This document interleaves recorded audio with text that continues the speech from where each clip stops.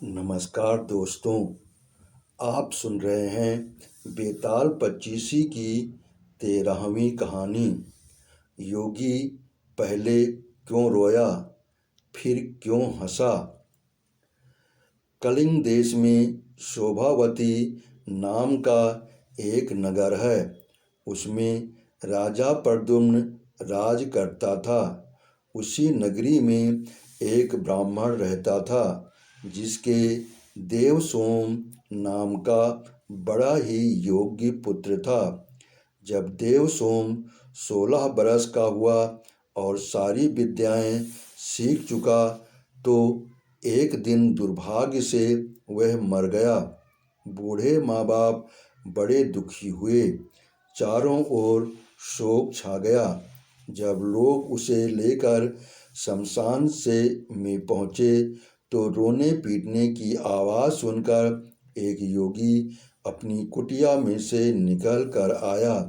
पहले तो वो खूब जोर से रोया, फिर खूब हंसा, फिर योग बल से अपना शरीर छोड़कर उस लड़के के शरीर में घुस गया। लड़का उठ खड़ा हुआ। उसे जीता देखकर सब बड़े खुश हुए। वो लड़का वही तपस्या करने लगा। इतना कहकर बेताल बोला, राजन, ये बताओ कि योगी पहले क्यों रोया, फिर क्यों हंसा। राजा ने कहा, इसमें क्या बात है। वो रोया इसलिए कि जिस शरीर को उसके माँ बाप ने पाला पोसा और जिससे उसने बहुत सी शिक्षाएं प्राप्त की, उसे छोड़ रहा था। हाँ, हंसा इसलिए कि वह नए शरीर में प्रवेश करके और अधिक सिद्धियां प्राप्त कर सकेगा। राजा का ये जवाब सुनकर बेताल फिर पेड़ पर जा लटका। राजा जाकर उसे लाया तो रास्ते में बेताल ने कहा, हे राजन, मुझे इस बात की बड़ी खुशी है कि बिना जरा भी हैरान हुए तुम मेरे सवालों का जवाब देते रहे हो और बार बार आने जाने की परेशानी उठाते हो। आज मैं तुमसे एक बहुत भारी सवाल करूँगा, सोच कर उत्तर देना। इसके बाद बेताल ने ये कहानी सुनाई। इस कहानी को आप 24वीं कहानी के रूप में सुनेंगे। 24वीं बेताल पच्चीसी की 24वीं कहानी है, माँ बेटी के बच्चों में क्या रिश्ता। 24वीं कहानी बेताल पच्चीसी, माँ बेटी के बच्चों में क्या रिश्ता। किसी नगर में मांडलिक नाम का राजा राज्य करता था। उसकी पत्नी का नाम चंद्रवती था। वो मालव देश के राजा की लड़की थी। उसके लावण्यवती नाम की एक कन्या थी। जब वह विवाह के योग हुई तो राजा के भाई बंधुओं ने उसका राज्य छीन लिया और उसे देश निकाला दे दिया। राजा रानी और कन्या को साथ लेकर मालव देश को चल दिया। रात को वे एक वन में ठहरे। पहले दिन चलकर भीलों की नगरी में पहुँचे। राजा ने रानी और बेटी से कहा, तुम लोग वन में छिप जाओ, नहीं तो भील तुम्हें परेशान करेंगे। वो दोनों वन में चली गईं। इसके बाद भीलों ने राजा पर हमला किया।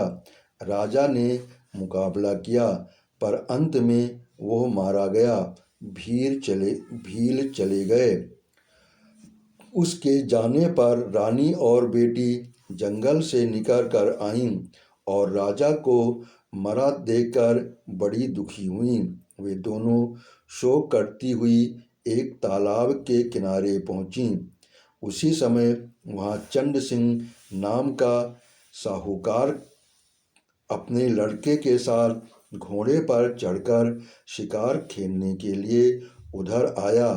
दो स्त्रियों के पैरों के निशान देखकर साहूकार अपने बेटे से बोला, अगर ये स्त्रियां मिल जाएं तो जिससे चाहो विवाह कर लेना। लड़के ने कहा, छोटे पैर वाली छोटी उम्र की होगी, उससे मैं विवाह कर लूँगा, आप बड़ी से कर लें। साहूकार विवाह नहीं करना चाहता था, पर बेटे के बहुत कहने पर राजी हो गया। थोड़ा आगे बढ़ते ही उन्हें दोनों स्त्रियां दिखाई दीं। साहूकार ने पूछा, तुम कौन हो? रानी ने सारा हाल कह सुनाया। साहूकार उसे अपने घर ले गया। संयोग से रानी के पैर छोटे थे, पुत्री के पैर बड़े, इसलिए साहूकार ने पुत्री से विवाह किया, लड़के ने रानी से, और इस तरह पुत्री सास बनी और माँ बेटे की बहू। उन दोनों के आगे चलकर कई संतानें हुईं। इतना कहकर बेताल बोला, राजन, बताइए, माँ बेटी के जो बच्चे हुए उनका आपस में क्या रिश्ता हुआ? ये सवाल सुनकर राजा बड़े चक्कर में पड़ा। उसने बहुत सोचा पर जवाब न सूझ पड़ा, इसलिए वो चुपचाप चलता रहा। बेताल ये देखकर बोला, राजन, कोई बात नहीं है, मैं तुम्हारे धीरज और पराक्रम से खुश हूँ। मैं अब इस मुर्दे से निकला जाता हूँ, तुम इसे योगी के पास ले जाओ। जब वो तुम्हें इस मुर्दे को सिर झुकाकर प्रणाम करने को कहे तो तुम कह देना कि पहले आप करके दिखाओ। जब वो सिर झुकाकर बतावे तो तुम उसका सिर काट लेना। उसका बलिदान करके तुम सारी पृथ्वी के राजा बन जाओगे। सिर नहीं काटा तो वो तुम्हारी बलि देकर सिद्धि प्राप्त करेगा। इतना कहकर बेताल चला गया और राजा मुर्दे को लेकर योगी के पास आया। इसका अगला पार्ट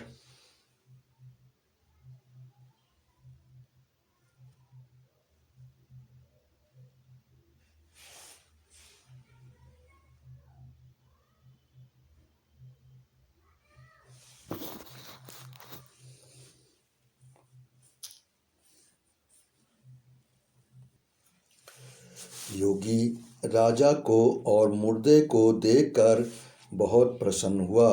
बोला, हे राजन, तुमने ये कठिन काम करके मेरे साथ बड़ा उपकार किया है।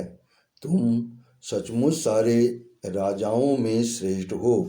इतना कहकर उसने मुर्दे को उसके कंधे से उतार लिया और उसे स्नान कराकर फूलों की मालाओं से सजाकर रख दिया। फिर मंत्र बल से बेताल का आवाहन करके उसकी पूजा की। पूजा के बाद उसने राजा से कहा, हे राजन, तुम शीश झुकाकर इसे प्रणाम करो। राजा को बेताल की बात याद आ गई। उसने कहा, मैं राजा हूँ, मैंने कभी किसी को सिर नहीं झुकाया, आप पहले सिर झुकाकर बता दीजिए। योगी ने जैसे ही सिर झुकाया, राजा ने तलवार से उसका सिर काट दिया। बेताल बड़ा खुश हुआ, बोला, राजन, यह योगी विद्याधरों का स्वामी बनना चाहता था, अब तुम बनोगे। मैंने तुम्हें बहुत हैरान किया है, तुम जो चाहो सो मांग लो। राजा ने कहा, अगर आप मुझसे खुश हैं तो मेरी प्रार्थना है कि आपने जो 24 कहानियाँ सुनाई हैं वे और 25वीं ये सारे संसार में प्रसिद्ध हो जाएं और लोग इन्हें आदर से पढ़ें। बेताल ने कहा, ऐसा ही होगा।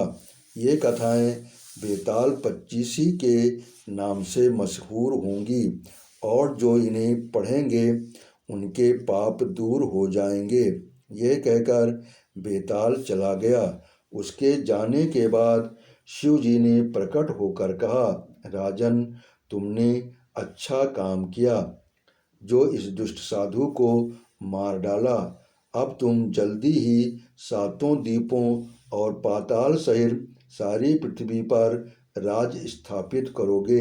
इसके बाद शिव जी अंतर ध्यान हो गए।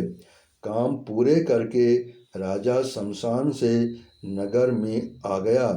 कुछ ही दिनों में वो सारी पृथ्वी का राजा बन गया और बहुत समय तक आनंद से राज करते हुए अंत में भगवान में समा गया।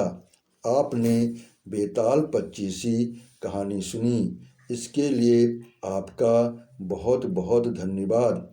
आपने सब्सक्राइब किया, इसके लिए मैं दिल से आभारी हूँ।